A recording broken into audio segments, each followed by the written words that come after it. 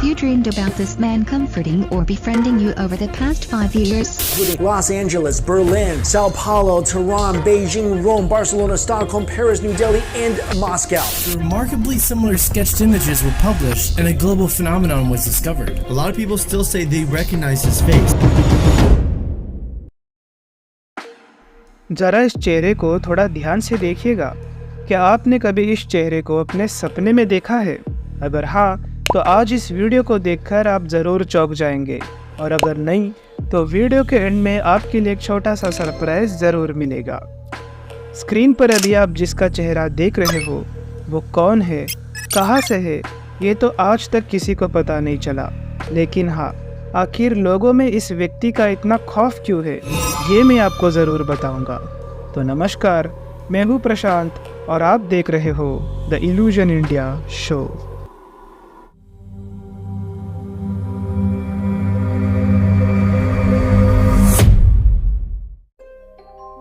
तो बात है दरअसल 2006 की, जब न्यूयॉर्क सिटी में एक व्यक्ति अपने साइकियाट्रिस्ट के पास जाकर ये कंप्लेंट करता है कि पिछले कुछ दिनों से उसे ठीक से नींद नहीं आ रही, and reason behind that is एक इंसान जो हर रात उसके सपने में आता है। साइकियाट्रिस्ट की दी हुई मेडिसिन्स और मल्टीपल सेशंस के बावजूद भी उस पेशेंट्स पर उसका कोई असर नहीं हुआ, और कोइंसिडेंटली इसी टाइम पीरियड में उस डॉक्टर के पास 4 और पेशेंट्स आते हैं विद दिस सिमिलर प्रॉब्लम कि उन्हें हर रात सपने में एक इंसान नजर आता है।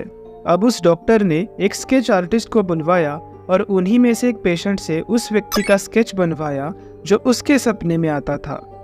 स्केच तैयार होने के बाद उस डॉक्टर ने उस स्केच को बाकी के 4 पेशेंट्स को दिखाया, एंड शॉकिंगली उन चारों पेशेंट्स ने यह कंफर्म किया कि यह वही व्यक्ति है जो उनके सपने में भी आता है।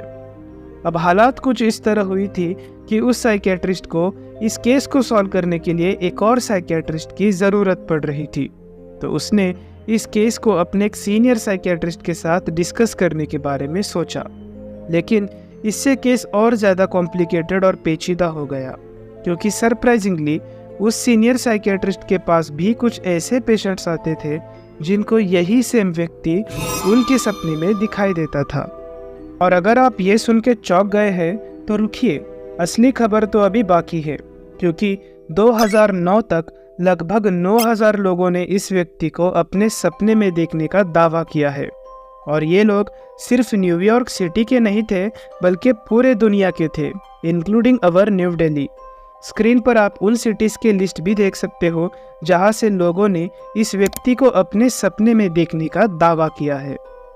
अब सबके दिमाग में यही सवाल चल रहा था कि आखिर ये चक्कर है क्या, एक ही इंसान आखिर सबके सपने में कैसे आ सकता है। और तभी कहानी में आता है एक बहुत बड़ा ट्विस्ट। अब जैसे कि मैंने कहा था कि 2009 तक लगभग 9000 लोगों ने इस व्यक्ति को अपने सपने में देखा था। उससे ठीक 1 साल पहले यानी कि 2008 में एक अजीब सा इंसिडेंट हुआ था। 2008 में एक इटालियन सोशियोलॉजिस्ट और सोशल मार्केटर एंड्रिया नटेला ने एक वेबसाइट क्रिएट किया thisman.org, जिसमें उसने इसी व्यक्ति का फोटो डाला with the title ever dream this man. अब एंड्रिया नटेला ने ये शेयर किया कि ये व्यक्ति उसके सपने में भी आया था, और उसी ने एंड्रिया को इस वेबसाइट को क्रिएट करने के लिए कहा ताकि उसका चेहरा पूरे दुनिया को दिख जाए। ये वेबसाइट आज भी आप अपने ब्राउज़र से एक्सेस कर सकते हो। अब इस कहानी में ट्विस्ट ये है कि 2015 में एक Canadian American magazine the voice के लिए इंटरव्यू देते वक्त एंड्रिया नटेला ने ये कहा कि 2008 में उसने जो स्टोरी शेयर की थी वो एक फेक स्टोरी थी, और वो बस ये देखना चाहता था कि आखिर कोई खबर इंटरनेट पर किस तरह से वायरल होती है। लेकिन एंड्रिया नटेला का ये बयान थोड़ा सा फिशी लगता है, क्योंकि एंड्रिया नटेला ने ये फ़ोटो 2008 में पब्लिश किया था, जबकि इसका सबसे पहला केस न्यूयॉर्क सिटी में 2006 में ही आ गया था। और दूसरी बात, एक बार के लिए मान लेते हैं कि एंड्रिया ने फेक स्टोरी नरेट किया, लेकिन उन हज़ारों लोगों का क्या जिन्होंने इस व्यक्ति को वाकई अपने सपने में देखा था। अब एंड्रिया नटेला के इस बयान को लेकर 2 पॉपुलर थियरीज है।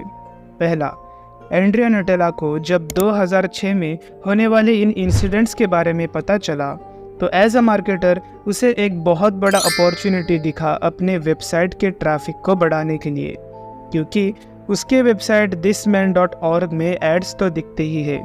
एड्स यानी जितने ज़्यादा विजिटर्स उतने ज़्यादा पैसे। और दूसरी थ्योरी, एंड्रिया नटेला ने ये फेक स्टोरी वाली बयान उसी इंसान के कहने पर दिया था जो उसके सपने में आता था। अब एंड्रिया को 2 मिनट के लिए भूल जाते हैं और इस बात पर गौर करते हैं कि आखिर ये इंसान सबके सपने में दिखता कैसे है। अब दुनिया भर के साइकियाट्रिस्ट ने इसके एक्सप्लेनेशन को लेकर 4 थ्योरीज सामने रखे। पहला, आर्कटाइप थ्योरी। इस थ्योरी के हिसाब से इस इंसान का चेहरा दुनिया के हर एक्सप्रेशन को डिस्प्ले करता है, फिर चाहे वो खुशी वाले एक्सप्रेशंस हो या फिर गुस्से वाले या फिर डर या कंफ्यूज्ड वाले एक्सप्रेशंस। इसलिए दुनिया का हर व्यक्ति इस फेस से रिलेट कर पाता है। Quite interesting, right? दूसरी थ्योरी है ड्रीम सर्फर थ्योरी, जो कि थोड़ा अनबिलीवेबल है। इस थ्योरी के मुताबिक ये कोई रियल इंसान है जो एग्जिस्ट करता है और इसने कई सालों के प्रैक्टिस के बाद अपने साइकिक पावर से लोगों के माइंड और ड्रीम को कंट्रोल करना सीख लिया है। अब मैं पर्सनली इस थ्योरी को 0 आउट ऑफ 10 की रेटिंग देता हूँ, क्योंकि एक इंसान एक साथ 9000 लोगों के दिमाग को कंट्रोल करता है, ये बात हजम नहीं होती अनटिल एंड अनलेस वो व्यक्ति कोई घोस्ट या एक्स्ट्रा टेरेस्ट्रियल क्रीचर हो। अब तीसरी थ्योरी है ड्रीम इमिटेशन थ्योरी। ये एक साइंटिफिक सोशियोलॉजिकल थ्योरी है जो ये क्लेम करती है कि अगर आप किसी वस्तु या व्यक्ति के बारे में हद से ज़्यादा सोचते हो तो वो व्यक्ति आपके सपने में दिखाई दे सकता है। अब एंड्रिया ने 2008 में जब इस स्केच को ऑनलाइन पोस्ट किया था तो हज़ारों लोगों ने इस चेहरे को देखा और पढ़ा, जिसके वजह से हो सकता है कि लोगों के दिमाग में इसकी छवि बैठ गई हो। अब वीडियो के स्टार्टिंग में मैंने जो सरप्राइज वाली बात कही थी वो यही है। अब क्योंकि आपने भी इस चेहरे को इतनी बार देख लिया है तो पॉसिबिलिटी है कि आज रात भी ये आपके सपने में दिखाई दे सकता है। If yes, please let us know in our comment section. लेकिन ये थियरी ये एक्सप्लेन करने में नाकामयाब रही कि एंड्रिया के पोस्ट करने से पहले यानी कि 2006 के टाइम ये व्यक्ति सबके सपने में आखिर कैसे दिखाई देता था। और आखिरी थियरी है ड्रीम रिकॉग्निशन थियरी, जिसके हिसाब से अक्सर लोग उस नए चेहरे को भूल जाते हैं जो उनके सपने में आता है। So there can be a chance कि लोगों का माइंड उनको ये मानने के लिए मजबूर कर रहा है कि ये वही व्यक्ति है जो उनके सपने में भी आया था, जबकि वो ये नहीं है। कमेंट सेक्शन में ज़रूर बताना कि इनमें से कौन सी थियरी आपको सबसे ज़्यादा सही लगती है। Also let us know if you have your own theory behind this. अब इस इंसान को खोजने के लिए भी कई पापड़ बेले गए। पुलिस से लेकर लोगों ने हर बड़े बड़े शहरों में इसके पोस्टर्स लगवाए गए, लेकिन ये रियल लाइफ में कभी किसी को नहीं मिला। ये बंदा इतना वायरल हुआ था कि बड़े बड़े TV shows such as the X Files, manga series like weekly Shonen magazines और यहाँ तक कि 2019 का एक video game AI the Somnium Files में भी इसका फेस यूज़ किया गया था। इनफैक्ट इसी साल यानी कि 2024 में रिलीज़ हुआ एक फ्रेंच टीवी सीरीज़ स्टैट में इस व्यक्ति का फ़ोटो एक कैनेडियन सीक्रेट सर्विस के ऑफिस में टंगाया हुआ दिखाया गया है। तो आप इस बात से अंदाज़ा लगा सकते हो कि कैसे 2009 के इस इंसिडेंट को लोग आज तक नहीं भुला पा रहे हैं। अब आपको मैं एक और चौंकाने वाली बात बताता हूँ। अगर आप ये जानना चाहते हो कि लोगों के सपने में आकर आखिर ये करता क्या है, तो आप एंड्रिया नटेला के उस वेबसाइट thisman.org के गेस्ट बुक के सेक्शन में जाकर लोगों की कहानियाँ पढ़ सकते हो। शौक तो मुझे तब लगा जब मैंने ये देखा कि लेटेस्ट कमेंट अप्रैल 26, 2024 का था, यानी कि उसी दिन का जब मैं इस टॉपिक पर रिसर्च कर रहा था। यानी कि ये इंसान आज के डेट में भी लोगों को उनके सपने में दिखाई देता है, विच इज़ रियली सरप्राइजिंग। इनमें से कुछ कहानियाँ बहुत ही फ़नी, कुछ रोमांटिक और कुछ हद से ज़्यादा क्रीपी होते हैं।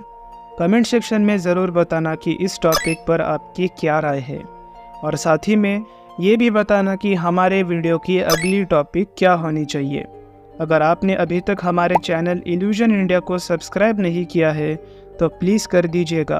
आपके एक क्लिक से हमें काफ़ी मोटिवेशन मिलता है और भी ऐसे इंटरेस्टिंग टॉपिक्स पर वीडियोस बनाने के लिए। मिलते हैं अगली बार द इल्यूजन इंडिया शो के नेक्स्ट एपिसोड में। तब तक जय हिंद।